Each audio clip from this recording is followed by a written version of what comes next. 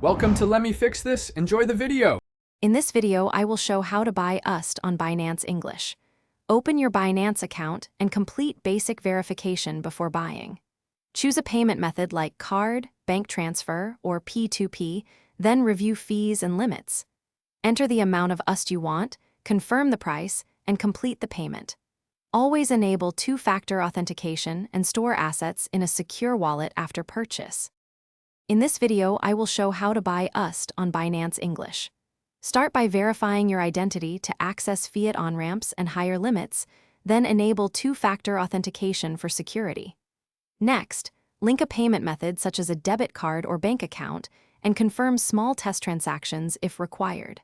Finally, fund your account or choose a direct buy option to proceed quickly and safely with your purchase. In this video, I will show how to buy Usdt on Binance English.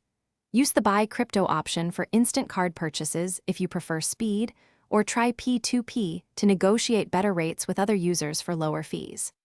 The Convert tool works well for quick swaps if you already hold another crypto on Binance. Always check the fee breakdown, price impact, and confirmation messages before finalizing any transaction for peace of mind. Thanks for watching. If you found this helpful, don't forget to like and subscribe.